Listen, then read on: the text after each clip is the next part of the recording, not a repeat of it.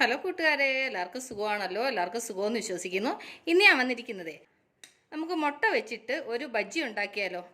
അപ്പോൾ നമുക്കിത് എങ്ങനെ ഉണ്ടാക്കുന്നതെന്ന് നോക്കാം. അതിന് മുമ്പായിട്ട് എൻ്റെ കൂട്ടുകാർ ആദ്യമായിട്ടാണ് എൻ്റെ വീഡിയോ ചാനൽ കാണുന്നതെന്നുണ്ടെങ്കിൽ പ്ലീസ് എല്ലാവരും ചാനൽ സബ്സ്ക്രൈബ് ചെയ്യണം കേട്ടോ.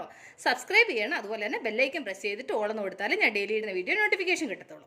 അപ്പോൾ നമുക്കിത് എങ്ങനെ ഉണ്ടാക്കുന്നത്, ഇതിന് വേണ്ടുന്ന സാധനങ്ങൾ എന്തൊക്കെയാണെന്ന് നോക്കാം.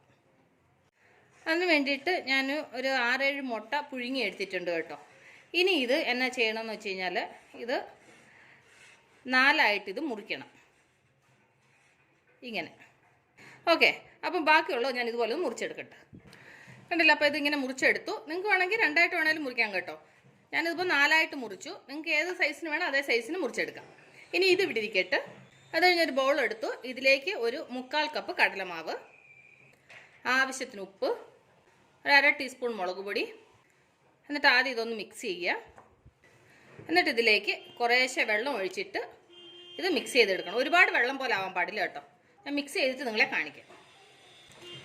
വെള്ളം ഒഴിച്ചിട്ട് നന്നായിട്ട് കട്ടയൊന്നുമില്ലാതെ നന്നായിട്ട് മിക്സ് ചെയ്യണം കേട്ടോ.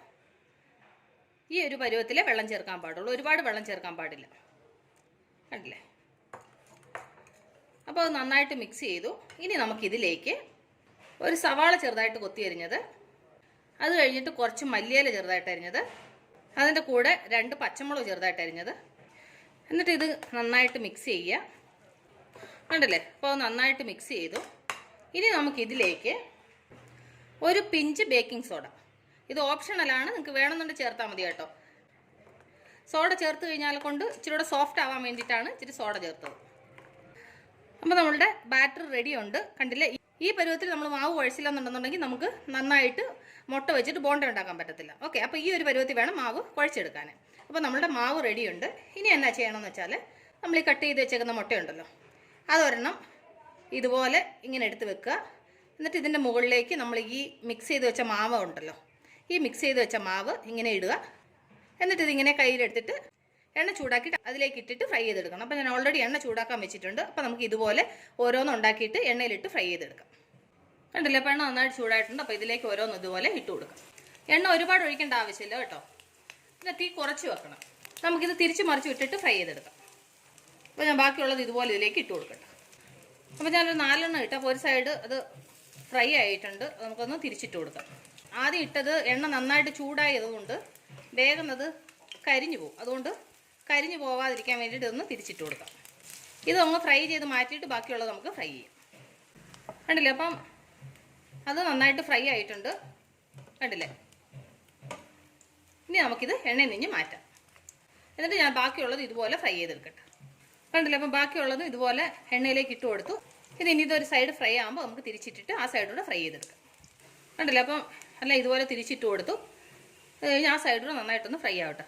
കണ്ടില്ലേ? ഒരുപാട് എണ്ണയുടെ ആവശ്യമില്ല, ഒരുപാട് സാധനങ്ങളൊന്നുമില്ല. പിന്നെ നമ്മൾക്ക് വൈകുന്നേര സമയങ്ങളിൽ കുഞ്ഞുങ്ങൾക്ക് സ്നാക്കായിട്ടൊക്കെ ഇങ്ങനെ ഉണ്ടാക്കി കൊടുത്തു കഴിഞ്ഞ് കഴിഞ്ഞാൽ കുഞ്ഞുങ്ങൾ ഇഷ്ടപ്പെട്ട് കഴിക്കുകയും ചെയ്യും. നല്ല ഹെൽത്തി ആയിട്ടുള്ള സ്നാക്കല്ലേ. ഒരുപാട് എണ്ണയുടെ ആവശ്യമില്ല. നമ്മൾ ഡീപ് ഫ്രൈ ചെയ്യുന്നില്ല, ഇങ്ങനെ ഷാലോ ഫ്രൈ ചെയ്തിട്ടാണ് ഇത് എടുക്കുന്നത് കേട്ടോ. നമ്മൾ ആ ജസ്റ്റ് മാവ് മിക്സ് ചെയ്യുന്നതൊന്ന് കറക്റ്റായിട്ട് മിക്സ് ചെയ്യണമെന്നേ ഉള്ളൂ, അല്ലാതെ വേറെ കുഴപ്പമൊന്നുമില്ല. വെള്ളം പോലെ ആയിക്കഴിഞ്ഞ് കഴിഞ്ഞാൽ നമുക്ക് ഇതുപോലെ ചുട്ടെടുക്കാൻ പറ്റത്തില്ല. അപ്പോൾ നിങ്ങൾ വെള്ളം ചേർക്കുമ്പോൾ ഒന്ന് നോക്കി ചേർക്കുക. ആദ്യം കുറച്ച് വെള്ളം ഒഴിച്ചിട്ട് മിക്സ് ചെയ്യുക. അത് കഴിഞ്ഞിട്ട് പിന്നെ അത് മതിയായില്ല എന്ന് തോന്നുമ്പോൾ ഒരു തുള്ളി വെള്ളം ഒഴിച്ചിട്ട് കുറേശ്ശെ ഒഴിച്ച് മിക്സ് ചെയ്താൽ മതി. ഒരുപാട് വെള്ളം ഒരുമിച്ചെടുത്ത് ഒഴിക്കരുത്. കണ്ടില്ലേ? അപ്പോൾ ഈ സൈഡ് നന്നായിട്ട് ഫ്രൈ ആയിട്ടുണ്ട്. കണ്ടില്ലേ? എല്ലാം നന്നായിട്ട് ഫ്രൈ ആയിട്ടുണ്ട്. ഇനി ഞാനിത് എണ്ണയിൽ നിന്ന് മാറ്റട്ടെ. കണ്ടില്ലേ? അപ്പോൾ എത്ര സിമ്പിളായിട്ട് നമ്മൾ മുട്ട വെച്ചിട്ട് ഒരു സ്നാക്ക് ഉണ്ടാക്കിയെന്ന് കണ്ടില്ലേ? അപ്പോൾ ഞാൻ നിങ്ങളുമായിട്ട് ഷെയർ ചെയ്ത മുട്ട ബജ്ജി നിങ്ങൾക്ക് എല്ലാവർക്കും ഇഷ്ടപ്പെട്ടാണെന്ന് വിശ്വസിക്കുന്നു. നിങ്ങളെല്ലാവരും ട്രൈ ചെയ്യണം കേട്ടോ. നിങ്ങളെല്ലാവരും ട്രൈ ചെയ്യണം. ട്രൈ ചെയ്ത് നിങ്ങൾക്ക് ഇഷ്ടപ്പെട്ടാൽ നിങ്ങളുടെ ഫ്രണ്ട്സിന് ഷെയർ ചെയ്യുക, ലൈക്ക് ചെയ്യുക, വാല്യുബിൾ കമൻറ്റ്സ് ഇടുക. അപ്പം നാളെ നമ്മൾ രുചികരമായ പുതിയ വീഡിയോയും പുതിയ റെസിപ്പിയുമായിട്ട് നാളെ നമ്മൾ വീണ്ടും കാണും വരെ ബൈ.